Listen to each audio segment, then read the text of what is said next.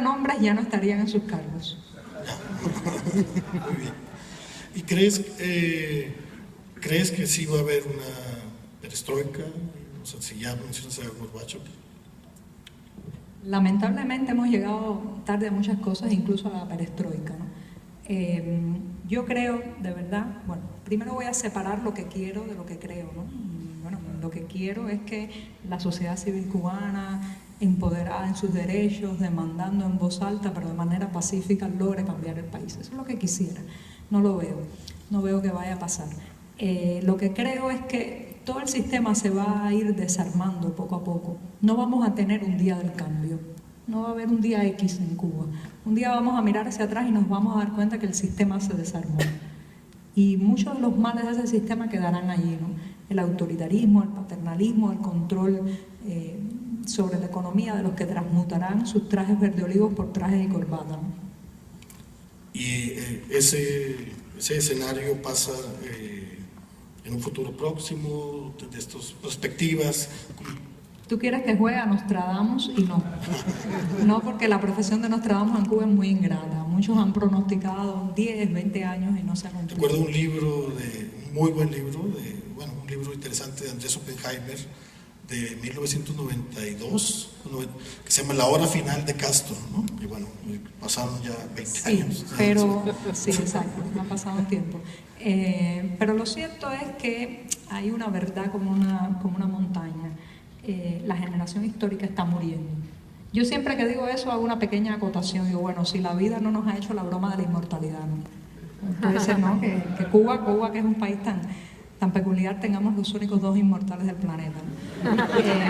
Pero no creo que sea el caso, así que la generación histórica estaba muriendo y eso va a representar un cambio, ya eso de por sí.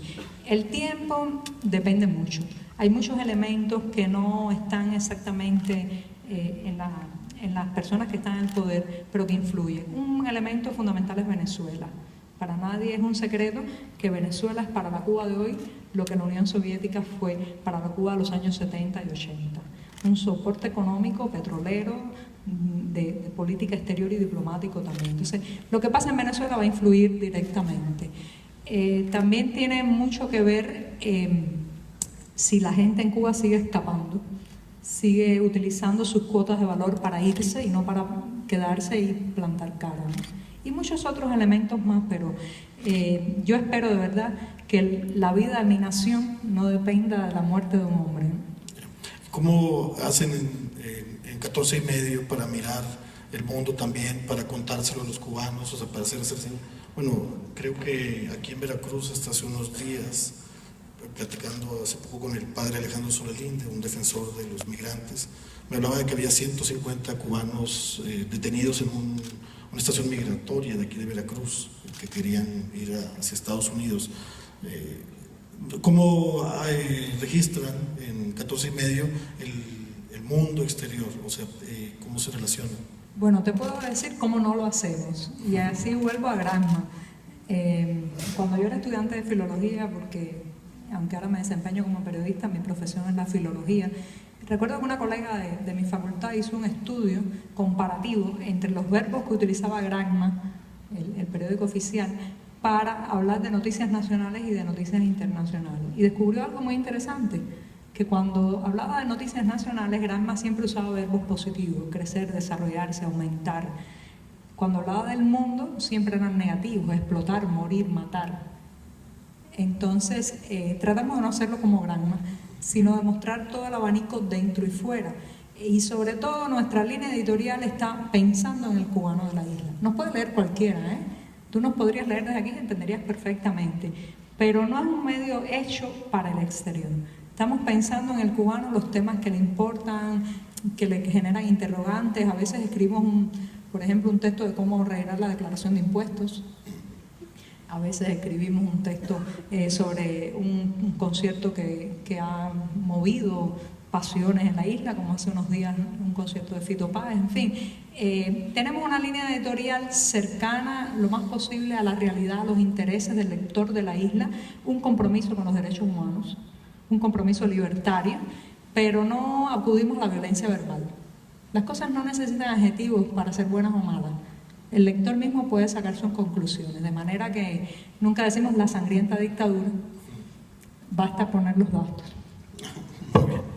Cuando miras tú, que más creo que vienes de Honduras, ¿no? Ahora, o sea, cuando miras todo el mundo, miras, supongo que también noticias de México, estamos pues en un estado justo en Veracruz donde la libertad de expresión está seriamente amenazada, donde han sido asesinados en los últimos años pues una serie de periodistas. Yo tengo aquí algunos nombres: Gregorio Jiménez de la Cruz, Noel López Holguín, Miguel Ángel López Velasco, Regina Martínez, corresponsal del Proceso y amiga mía, Guillermo Luna Varela, Víctor Manuel Báez Chino. Además hay 4 por lo menos de investigaciones de desapariciones forzadas de periodistas.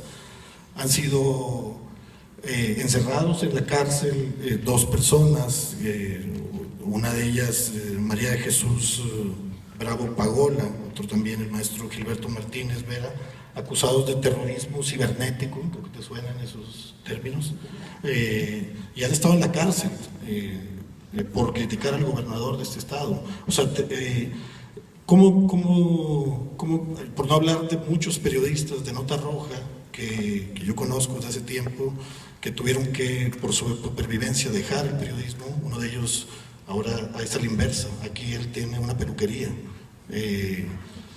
¿Y cómo se mira la libertad de expresión en México desde Cuba, desde tu periódico? Sí, evidentemente la profesión de periodista es muy peligrosa, ¿no?, en muchos lugares de este planeta. A veces, a mí me gusta mucho que hayas traído el tema a colación, porque de verdad yo siento una profunda solidaridad y un profundo hermanamiento con todas esas personas que por ejercer una profesión de informar, reportar, narrar una realidad, ven cómo su vida se pone en riesgo, ¿no?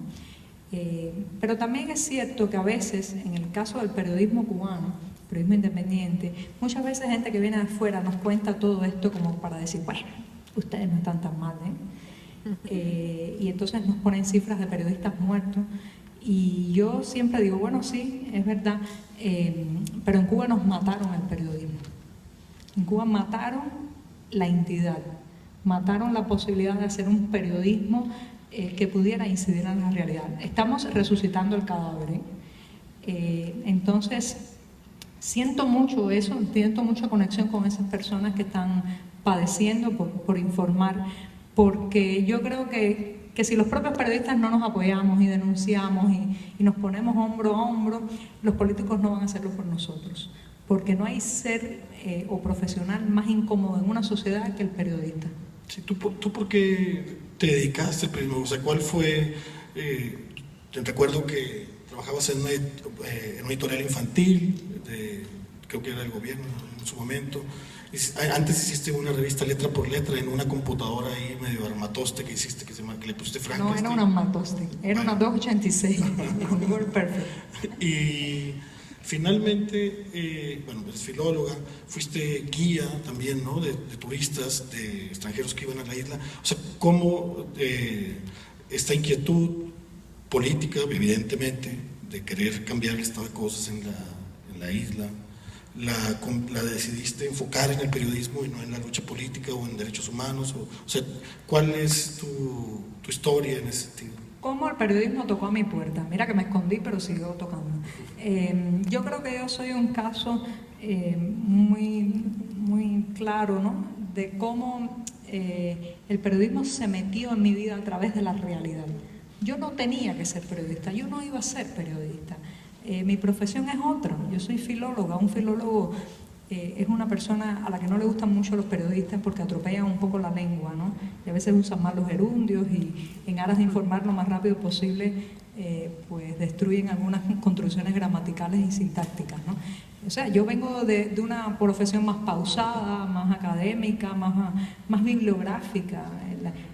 El sueño de un filólogo es estar en una biblioteca analizando manuscritos del siglo XVII, ¿no? Entonces, ¿cómo esta profesión tan dinámica, tan brutal en muchos sentidos, tan conectada a la realidad, tan fuera de la biblioteca, llegó a mi vida a través de muchos caminos?